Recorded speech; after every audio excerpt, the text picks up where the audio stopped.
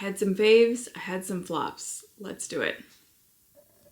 Are you able to do chores without some sort of noise playing? Because it's absolutely impossible for me to do that.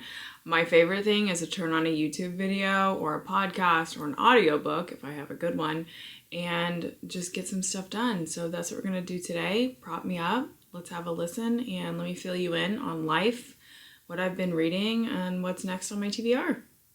This summer has been absolutely crazy. We've been going everywhere. We've been doing all the things. It is not easy in the summer with my kids. My oldest especially thrives on routine, and that's really hard for me to accomplish in the summer. So we just survived, not necessarily thrived. So we're back in school. We're getting back on a routine, and my reading is finally going to be able to pick up.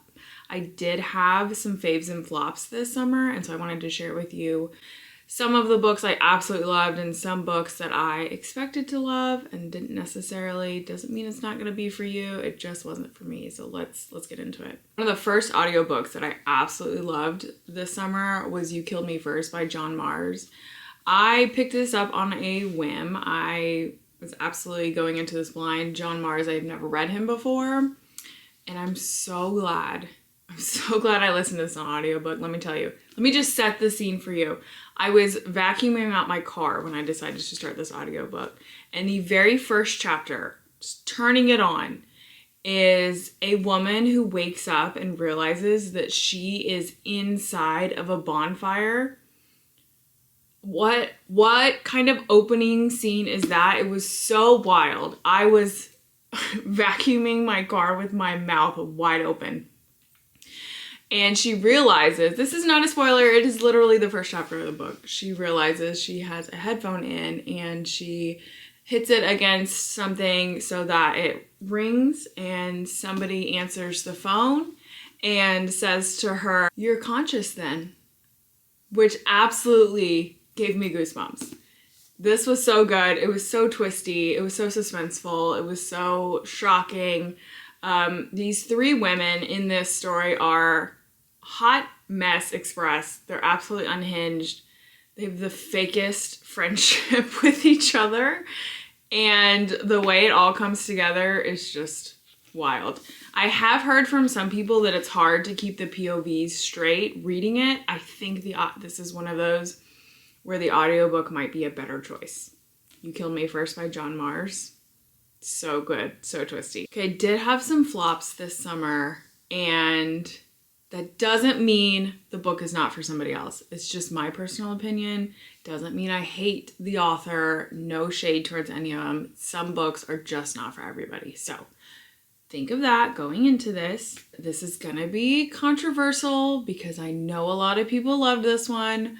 I was not a fan of Manacled, and I'm so sorry. I'm so sorry, you guys.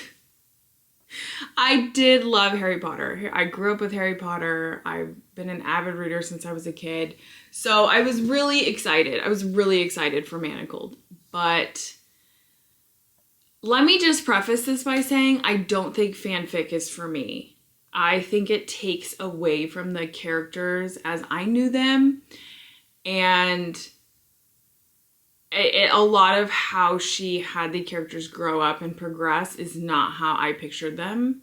It's not how I would see their characters growing up. So I think that was probably the first thing that really threw me off.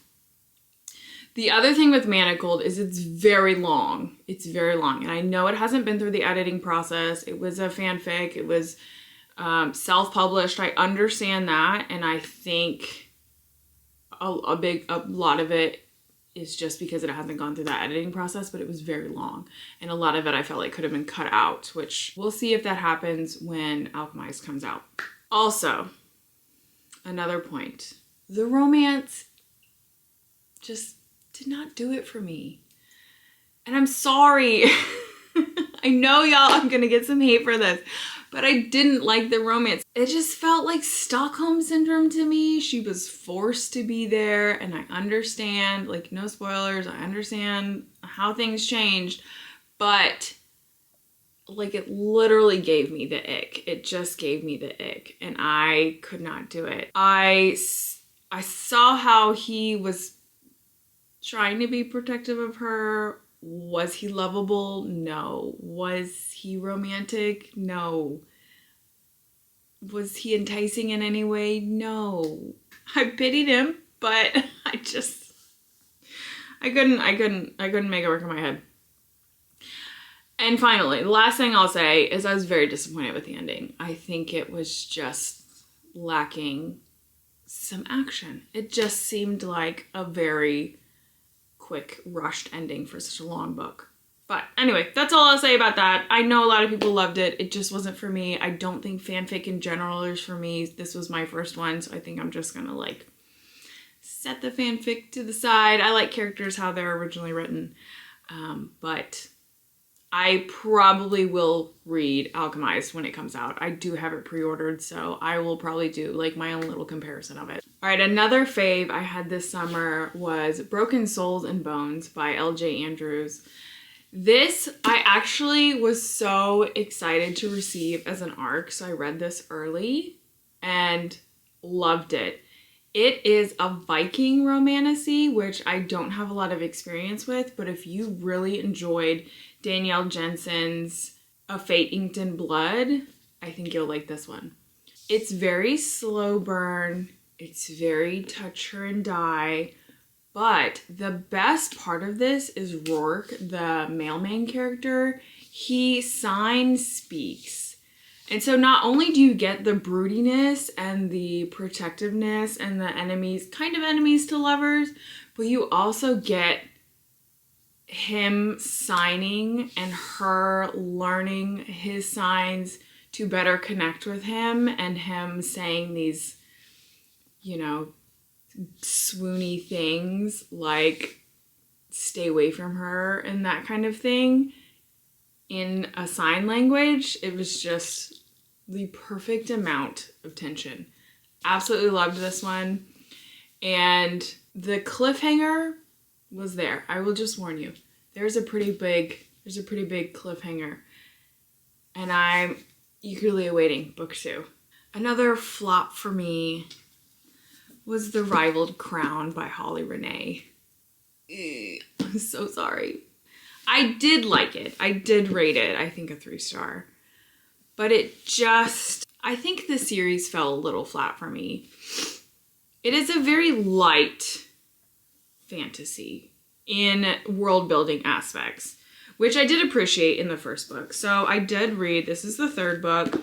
I did read all 3. I do have the nice gold foiled paperback versions from Holly's website, which are beautiful.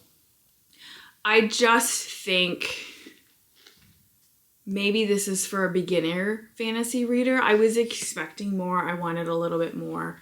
I also think this middle book was the most disappointing for me. I think you could have taken half from the first book and half from the 3rd book and maybe filled the middle book in a little bit more. Maybe it was rushed to make up for Veiled Kingdom once it came out. But The Rivaled Crown just didn't hit for me. And I might end up passing on this trilogy to somebody else who would enjoy it more. It's good for somebody. I just don't know if it's my absolute favorite fantasy. And I have so many books that I've read that I need shelf space for. So would I recommend this to somebody? Maybe a beginner fantasy reader. I don't know if I would recommend it to someone who, for example, really loved Throne of Glass or Forgery of Fate or something that was a little more in-depth. I think maybe a beginner fantasy reader. I said that like 3 or 4 times, but that's just my main thought. Do you ever smell books? Is that just me? I love the way books smell. I go into bookstores and I just, oh my gosh, my husband thinks I'm a crazy person. Like, and the floppiness of these books. This one doesn't smell as good. It smells like glue. This is a good smell. Good floppy, good smell. I don't know. Okay, so a little historical fiction love. This was a fave for sure. Tananarive Due is how you say it, if I understand correctly, the Reformatory. This was a haunting, horrifying, gripping, absolutely gripping historical fiction. So in the 1950s, there's this 12-year-old boy, and he lives in a very segregated small town. He makes a mistake, honestly, and they ship him off to this reformatory school. And it's horrible. It's absolutely horrible. And then there might be some ghost action in here, which normally isn't my thing. Loved it in this. Absolutely loved it. So his sister Gloria is working her way through the system and trying to get him out, but in such a segregated area, and also being a woman, it's a struggle. So this was really good. It was definitely one that I could not put down, The Reformatory. Our Last Resort. This was a flop for me. I got this one as an ARC, and it looked really good. I did request it off NetGalley, and I think it had a lot of potential. There were 2 beginning stories that didn't have a lot of depth to it, especially their childhood in a cult. Give me more of that. I think the background information on the siblings would have given me more connection to them later on in the story, and maybe I would have cared more. I just felt like there wasn't a pull. I didn't really necessarily want to know what happened. I was barely holding on, so there just needed to be a little bit more depth on this one. So this was definitely a flop for me, and the first that I read from this author. Do you ever pick up a book like just based on how it looks? That's what happened with this one, Forgery of Fate. I had no idea what this was going to be about. I didn't think this was going to be a book for me. But then I picked it up, and it is so gorgeous. I love the understated beauty of this dragon on the front. So picture this. Beauty and the Beast, but Beauty is a painter who can paint the future, and Beast is this grumpy, heartless dragon, and he has to marry in order to save his kingdom. This is it. It was so original and so new to me. I absolutely loved it. Her writing, Elizabeth Lim's writing, was so poetic, and I am a visual reader. I have all these scenes in my head when I'm reading, and I could picture everything so well, which just gets me more immersed into the story. And that's exactly what I want in a book, is I want to feel like I'm not in real life. I want to feel like I'm in this story. You have underwater castle, you have mermaids, you have magical paintings, you have death scroll, dragon lords, you have talking sea creatures underwater. The water listens to you. It just had such cool elements, and I'm pretty sure it's YA. It's romantic fantasy, so there are some romantic elements, but not as much as you would see in a full romantasy. This is one that I definitely cried at the ending, which always makes me give it a 5-star. If I have that much emotion and I am crying at the ending, 5-star. Also, it wraps up in one book. It's one book. It's not a series, as far as I know. So I love that. I love to have all the story, the whole ending, all in one book. This was definitely a fave. All right, we all love a good hockey romance, right? Do we love it enough to the point where we need 550 pages of a hockey romance? Probably not, from my opinion. Dare I say, there might have been too much smut and not enough plot. I'm sorry. Don't kill me. 550 pages for a hockey romance is a lot. And after so many spicy scenes, I do admit I was skimming them. I needed more plot. The writing itself is fine. She's a great writer. It needed more plot for me. And I know it's a well-loved series. it just... I even posted on my Instagram stories, like, 550 pages for a hockey romance, and I have so many replies that were shocked and guesses of what hockey romance I was talking about. So I don't think it's just me. Let me know. Is that unreasonable? The floppy of this book is perfection. I love this floppy book. Project Hail Mary. I know everybody's talking about it right now. I picked it up because I didn't want to spoil the trailer. I didn't watch the trailer. I was like, I'm gonna read the book first. And let me tell you, I loved it. I loved it. This is also one I got the audiobook for, which I think helped immensely. It is very sci-fi. It is very science, math heavy, which I am not. And I think hearing it made me understand it. And there's also a lot of the book where I was like, Ryland, I trust you. This math sounds great. No arguments here. So I loved Ryland's sense of humor. I liked hearing his thought process through the whole thing. I can't say too much without giving it away because I want you to be as amazed as I was. But as a fan of Interstellar, the movie, which is one of my favorite movies of all time, I loved Project Hail Mary. And I'm so excited for Ryan Gosling to play Ryland in the movie that's coming out in March. This was definitely a favorite for me. Another flop for me was Asylum Hotel, which I also got as an ARC, and I requested it. I was gonna do a little bit of a scary horror. I was kind of excited about it. The front cover, I mean, looks so cool. My biggest question is, why are we not spending more time at this hotel? We're researching it, we're learning about it, and they were only there twice.